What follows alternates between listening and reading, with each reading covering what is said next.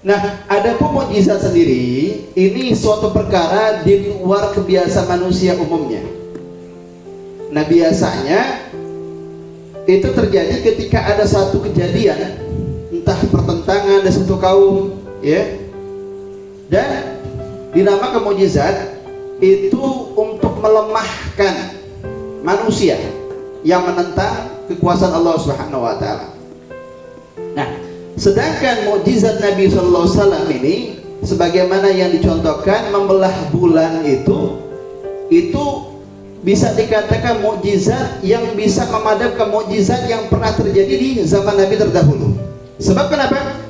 Zaman Nabi terdahulu rata-rata mukjizatnya terjadi di alam bumi saja. Seperti Nabi Musa, lautan, bumi bukan? Bumi. Atau mukjizatnya Nabi Isa alaihissalam, suatu beliau ketemu sama beberapa anak kecil dan beliau ngasih tahu kepada mereka tentang abah-abah mereka, orang tua mereka dari anak kecil tersebut, bahwa abah-abah kalian sedang memakan sesuatu, datanglah kalian kepada mereka. Datanglah beberapa anak kecil kepada orang tuanya, ngasih tahu, Bapak, kami meminta apa yang dimakan oleh kalian gitu. Kalian tahu dari siapa?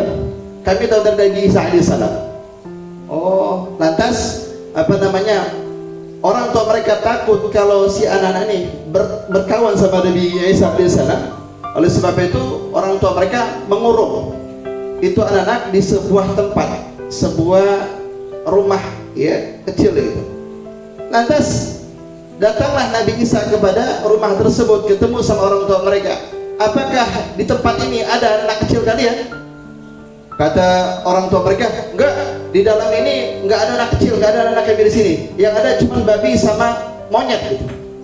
Maka kata Nabi Isa, semoga apa yang kalian sebutkan terjadi. Pergi Nabi Isa alaihissalam. Pas dibuka sama orang tua mereka ruangan tersebut, mereka dapati itu anak berubah jadi monyet dan babi. Itu mukjizat Nabi Isa. Terjadinya di mana? Di bumi. Nah, oleh sebab itu mukjizatnya Rasulullah membelah bulan ini bukan di bumi tapi di angkasa.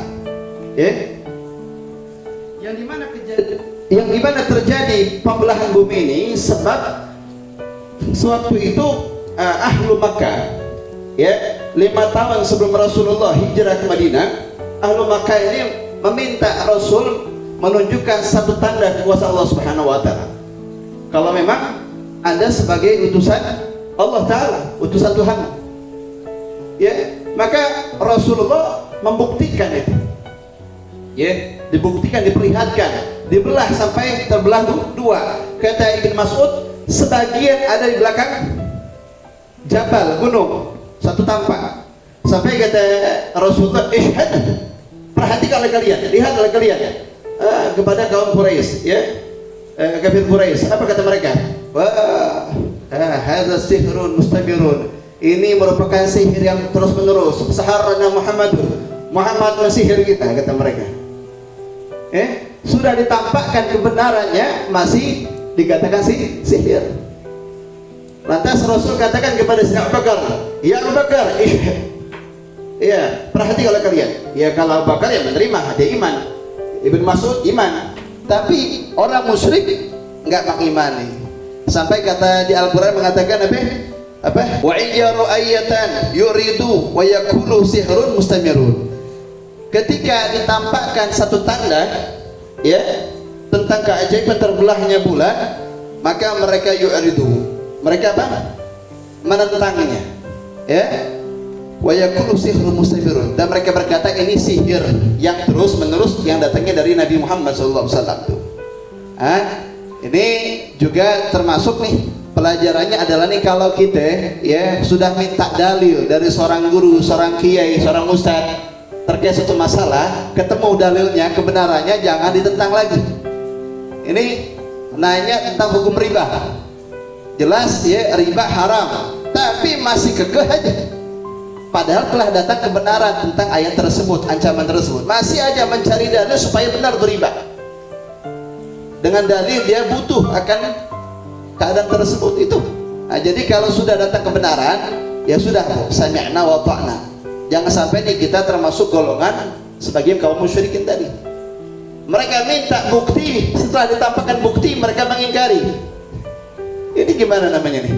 Ya, ya inilah ya dahsyatnya murkanya Allah kepada mereka kaum musyrikin itu. Dan juga termasuk apa namanya ketika mujizat Nabi, ya, munculnya air dari tangan Nabi SAW yang ketika itu terjadi di beberapa peperangan atau perangan buat, ya, yang dimana para sahabat pengen apa namanya pengen wudhu, pengen sholat. Mereka datang ke Rasulullah, ya Rasulullah, ini kita nggak ada wudhu untuk sholat, ini gimana nih, ya? Maka Rasul minta disediakan wadah, didatangkan wadah oleh para sahabat. Beliau masukkan tangannya ke wadah tersebut, keluarlah air dari jari jemari beliau. Ya, kurang lebih kalau nggak salah 300 pasukan itu, ya, menikmati air dari tangan Rasulullah SAW. Atau ketika terjadi ya Yaumu Ubaidiyah, perjanjian Ubaidiyah, perjanjian kesepakatan kaum muslimin sama kaum kafir Quraisy, ya, juga sama tuh, lagi ada perjanjian kesepakatan juga kekurangan air. Muncul apa, Rasul didatangkan satu wadah, ditaruh tangan Rasul di wadah tersebut, muncullah air hingga para sahabat bisa wudhu saat itu, bisa minum dan sebagainya. Nah, ini juga karamah, dan tidak ada satupun ya yang mengingkari, karena disaksikan oleh beberapa sahabat, Anas bin Malik dan beberapa sahabat yang lainnya, melihat langsung muncul tangan dari Rasulullah SAW dari usbu' dan jari jemarinya, ya. Dan juga seperti apa tadi, seperti teriakan kurma, batang kurma, yang dimana apa namanya tuh masjidnya Rasul itu kan atapnya juga dari kurma, pelepah kurma, mimbarnya kurma, segala macam, ya, apa, sono nggak ada jati bu, sono nggak ada kayu nangka, sono cuma kurma yang bisa diandalkan. Ketika Rasul berdiri di sebuah mimbar, itu terdapat ada suara teriakan, sampai teriakan suara kurma tersebut membuat sebagian bangunan masjid bergoyang.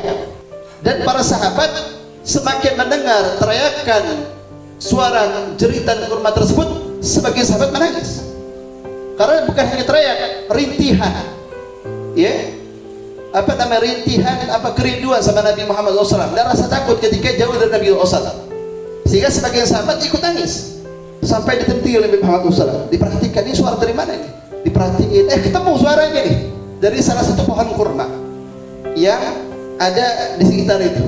Rasul dekati, Rasul elus, Rasul tenangkan sampai suaranya diam. Nah, ini berkaitan dengan mukjizat Nabi SAW yang mesti i'tiqad kita yakini dan nggak boleh kita ingkar, dan itu terjadi adanya. Mudah-mudahan ya kita termasuk di antara hamba-hamba Allah yang dipenuhi dengan keimanan, keyakinan, kemantapan dengan apa yang telah sampaikan Nabi SAW dan apa yang telah kita dengar, kita simak dari tentang Nabi SAW.